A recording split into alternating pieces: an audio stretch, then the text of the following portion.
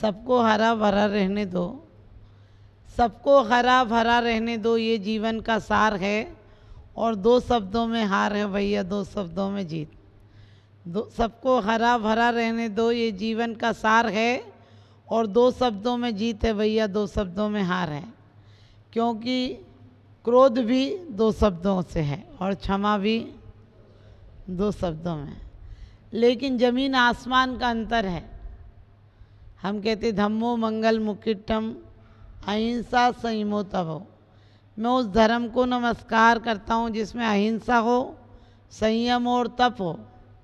जब अहिंसा होगी, चाहे 5 पाप हों, चाहे समितियाँ हों, चाहे गुप्तियाँ हों, सबके लिए क्या ज़रूरत है? अहिंसा के। क्योंकि हम बाहर से जीवों को नहीं मारें या नहीं मार पाएँ तो भी अहिंसक नहीं हो जाएंगे। डाकू से कोई नहीं मारा जाए फिर भी डाकू अहिंसक नहीं है। और डॉक्टर उपचार करे और मर जाए फिर भी अहिंसक है, फिर भी अहिंसक है।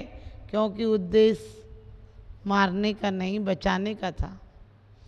इसी प्रकार से कहा है कि मैं उस अहिंसा में धर्म को, जहाँ कौन सा अहिंसा? द्रव्य हिंसा भी नहीं होगी और भाव हिंसा भी नहीं होगी। यानी हम भावों के लिए भी परिणामों में मलिनता नहीं लाएंगे। आपको पता है दूसरे के क्रोध की सजा हम खुद को देते हैं। दूसरा क्रोध करता है वो तो परेशान है ही, और उसके क्रोध की सजा हम खुद भी क्रोधित होकर देते हैं। हमें चाहिए अहिंसा पहले हो। अहिंसा कैसी हो? आपको पता आज हम बोलचाल है तो हिंसा है। हम मुंह से अच्छा बोलते हैं, मन में बहुत बुरा बोलते हैं। हम मुंह से किसी को आशीर्वाद देते हैं। आप सुबह सुबह किसी से मिलते हैं, बोलते हैं आपसे मिलकर बड़ी खुशी हुई और वो 2 कदम आगे जाता है, कहने लगे सुबह सुबह ये और कहाँ से दिख गया। सच बताना, आपके घर पर कोई आता है, बोलते हैं नाश्ता लीजिए ना, नाश्ता लीजिए ना, और कुछ नहीं तो 1 आध पीस तो लीजिए। बस बेचारा 1 ही पीस लेगा, दूसरी पीस कैसे लेगा? क्योंकि ओंठों पर हंसी अंदर में ज्वाला है। ओंठों पर हंसी अंदर में ज्वाला है और तिजोरी खाली, बाहर से ताला है। दिखावा इतना बढ़ गया है, दिखावा इतना बढ़ गया है कि ऊपर से सफ़ेद और अंदर से काला है, अंदर से काला है। इंसान अब बिल्कुल 2 नंबर का हो गया। दिखता है जैसा होता नहीं, और जैसा होता है वैसा दिखता नहीं। चेहरे पे चेहरे हैं, दाग बहुत गहरे हैं। चेहरे पे चेहरे हैं, दाग बहुत गहरे हैं। और धर्म के नाम पर हम अंधे और बहरे हैं। हम जिसको धर्म समझ लेते हैं, मंदिरों में आकर आलोचना पाठ पढ़ लेना, विनती पढ़ लेना कि मेरी तो से बनी ताते करो, पुकार आज तक बन जाती तो हम यहाँ थोड़ी होते। और यहाँ होते तो भी वो महापुरुष इन्हीं परिस्थितियों के बीच थे। बुद्धों, महावीरों, पारसनाथों और चाहे पांडवों, जिन पर अग्नि के आभूषण पहनाए गए, लेकिन उनके अंदर क्षमा थी। क्योंकि प्रायश्चित जहाँ होगा वहाँ क्षमा होगी, और जहाँ पश्चाताप होगा वहाँ बैर भी हो सकता है। क्योंकि आपको पता है प्रायश्चित और पश्चाताप में जमीन आसमान का अंतर है। आप लोग जब व्याख्या करते हैं तो कहते हैं हमने इसके लिए बहुत पछतावा किया। तुमने पछतावा किया होगा, क्योंकि पछतावा हमेशा कर्मों का होता है। हमने जो कर्म किए हैं, जो हमसे गलतियां हुई हैं, उसके लिए पछता लेते हो, लेकिन आदमी तो तुम वही होते हो। जो कृत्य करने के पहले थे तुम आज पछता लेते हो, लेकिन गलतियां करने के पहले भी तुम वही थे और करने के बाद भी तुम वही रहोगे। कल गलतियां हुई थी, कल फिर गलतियां करोगे, क्योंकि इंसान नहीं बदला, उसकी मानस स्थिति नहीं बदली। हम लोग रोज कह लेते हैं भगवान से कि बहु कर्म किए मन माने, कछु न्याय अन्याय न जाने। और कह लेते हैं कि भगवान हमने इतने पंचोदंबर किए, खाए, ऐसा किया, जल डोला, ये किया, लेकिन कोई कृत्य में बदलाव आता है क्या? हम पढ़ लेते हैं तो अभिमान जरूर आ जाता है कि हमने आलोचना पाठ पढ़ लिया अब थोड़ी पाप लगेगा। सोचना, हमारे आलोचना पाठ पढ़ लेने से क्या हमारे कर्मों में परिवर्तन आ जाएगा? क्या हमारा आत्मशोधन हो जाएगा? हम पश्चाताप नहीं करें, हम प्रायश्चित करें। प्रायश्चित कहता है हमारी भूल थी, प्रायश्चित कहता है कि स्वयं को सुधारने की कला, और पश्चाताप कहता है कि स्वयं पर सुंदर स्याही से कुछ सजा देना।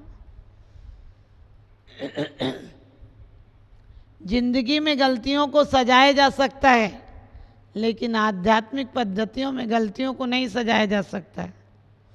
आपके घर में कोई कपड़ा फट जाए, आप उस पर थैगड़े लगा सकते हैं, लेकिन कर्मों के कृत्य में थैगड़े नहीं लगते हैं, क्योंकि स्वयं किए जो कर्म सुभासो फल निश्चय ही वे देते, और करें आप फल दें अन्य तो स्वयं किए निष्फल होते। आपको पता है, आप कर्मों को पछता लेते हैं और कर्म करने वाले के कर्ता के अंदर कोई परिवर्तन नहीं आता है, इसलिए पुनः दूसरे दिन फिर कर्तव्य वही हो जाता है। आप झगड़ा के बाद सोचते हैं कि आइंदा तो ऐसी गलती करूँगा नहीं, लेकिन जैसे ही निमित्त मिलते हैं वैसे ही आपकी भावनाएं उबाल खा जाती हैं और फिर क्रोध आ जाता है, क्योंकि अभी तक कर्ता तक दृष्टि नहीं गई थी कि दूसरों की गलतियों को खुद सजा क्यों दूं। तुमने गलती की, गलती करने वाला बुद्ध कहीं से जा रहे थे, वो रास्ता ही पड़ता था, एक दिन किसी ने थूक दिया। बुद्ध के शिष्य आनंद थे, उनको बहुत क्रोध आया और कहने लगे इसको हम सजा देंगे। तो बुद्ध बोले कि नहीं, उसकी कोई गलती नहीं है, उसकी कोई गलती नहीं है। वो कुछ कहना चाहता था लेकिन भाषा असमर्थ थी,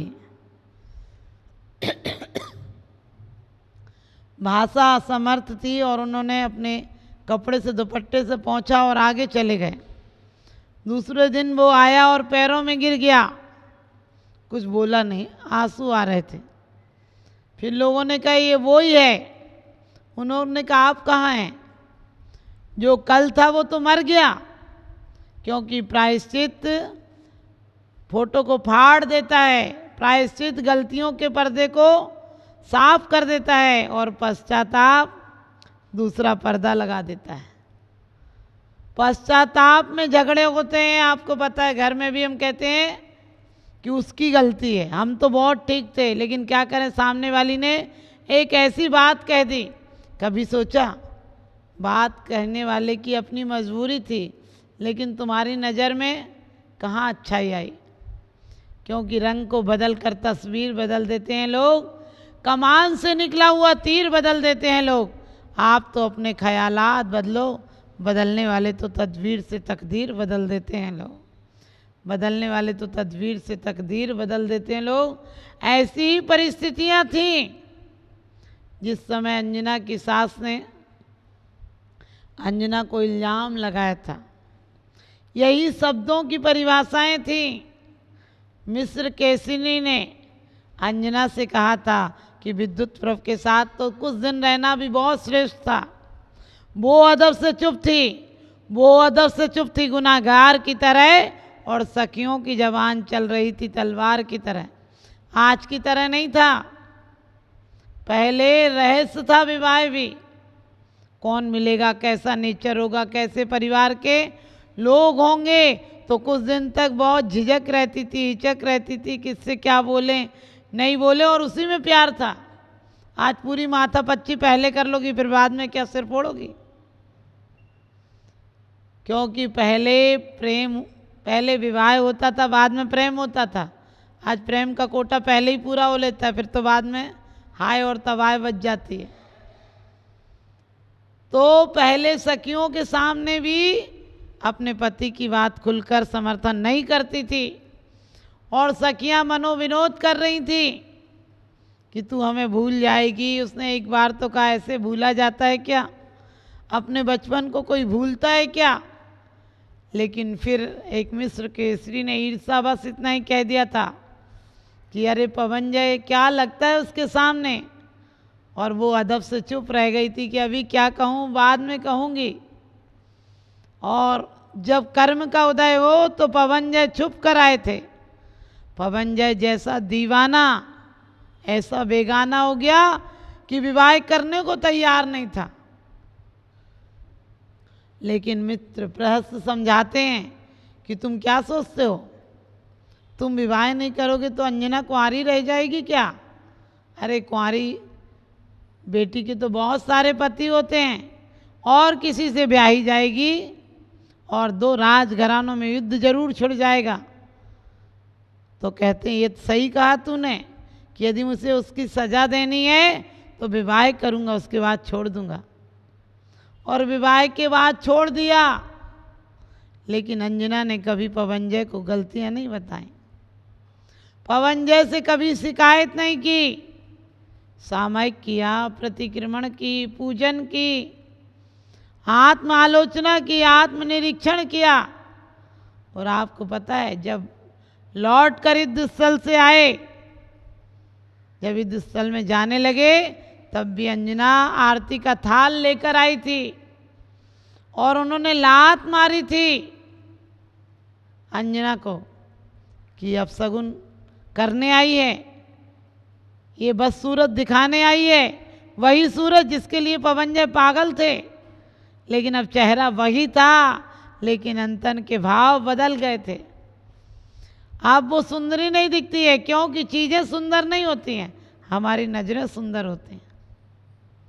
तो आपको पता है अंजना पैर की ठोकर खाकर भी कहते, तो वो चित्र ऐसा था कि दुनिया का नक्शा था, और दुनिया के नक्शा में कहीं कोई देश है, कहीं कोई शहर है, कहीं कोई नदी है, वो बन ही नहीं रहा था। अचानक एक बच्चे ने, बुद्धिमान बच्चे ने उसको पलटा और वो चित्र तुरंत एक हो गया, चित्र सही जम गया। उसे टुकड़े थे, उसे जमाना था, लेकिन दुनिया के नक्शे को कैसे जमाया जाए, जितना जमाते थे आगे से उतना ही फिसल जाता था। लेकिन जैसे ही आदमी के नक्शे को सेट किया गया, आदमी को सेट किया गया, दुनिया सेट हो गई। तो ध्यान रखना, हम भी आज सब लोग कहते हैं प्राकृतिक आपदाएं क्यों आते हैं, क्योंकि हमारी भावनाओं का बहुत असर पड़ता है। और एक एक घर का धुआं उठता है तो आसमान धूमिल दिखने लगता है। जब आज इतने चित्तों से धुआं उठ रहा है, इतने दिलों से बद्दुआएं निकल रही हैं, फिर दुनिया की संस्कृति कहाँ से ठीक रहेगी? क्योंकि एक है प्रकृति, एक है विकृति और एक है संस्कृति। जब संस्कृति में विकृति आती है तो प्रकृति नष्ट हो जाती है। आज आपको पता, आज से सिर्फ 30 साल पहले चले जाइए, घरों में किसी के यहाँ कूलर होता था, बाकी यहाँ किसी के यहाँ एसी नहीं होते थे। क्यों? कि खुले खुले मकान थे, खुला वातावरण था, ज़्यादा से ज़्यादा किसी का मकान होता था 2 मंजिल या 3 मंजिल होता था, खुली हवा आती थी, आपस में प्रेम भाव था, घर का खाना था, यदि किसी को बुलाते थे तो खाने पर बुलाते थे। आज दुनिया में प्रकृति आपदाएं इसलिए आ रही हैं क्योंकि हमारी ग्रह चालों के अनुसार, या कहें ग्रह चालों के अनुसार हमारी प्रकृति पर असर पड़ता है। अष्टमी और चतुर्दशी को समुद्र में ज्वार भाटा, लहरें तीव्र हो जाती हैं, इसलिए कहा कि हमारे अंदर भी नमक का बहुत असर है। इसलिए जब माताएं वैसा समय होता तो उन्हें चटपटी चीज़ें पसंद होती हैं। और यही सब है कि जितनी भी बार प्रिय चंदा पर चालू की गई चढ़ाई है, बदले में उतने बार मनुष्य के धूल हाथ में आई है। यदि ऐसी निज शक्ति चेतन कहीं निज में जगा लेता, तू चंद्रलोक की क्या कहता, तू मुक्ति लोक भी पा लेता। तू चंद्रलोक की क्या कहता, तू मुक्ति लोक भी पा लेता। आज नए नए आविष्कार हो रहे हैं और लोग कहते हैं हम चांद पर हो आए। हमने कि चांद पर हो आए होगे, जमीन में रहना नहीं आया। क्योंकि चांद पर जाकर भी मिट्टी लाए तो मिट्टी की यहाँ कमी क्या थी। तो जो प्राकृतिक आपदाएं आती हैं, हमारी सद्भावनाएं हो तो आपदाएं भी टल जाती हैं। हमारे मुनिराज आदि के बारे में आता है कि अग्नि पे चलें, धूम में चलें, वायु में चलें।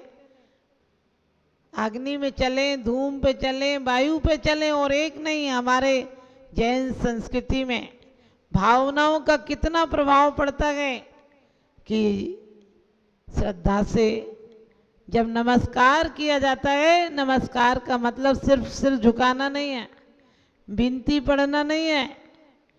नमस्कार का मतलब है जब हम श्रद्धा और समर्पण की भावनाओं से परमात्मा के चरणों में झुकते हैं तो हमारी स्वयं की चेतना इतनी सकारात्मक हो जाती है, इतनी पावरफुल हो जाती है कि कैसी बड़ी आपदाएं वो स्वयं टल जाती हैं।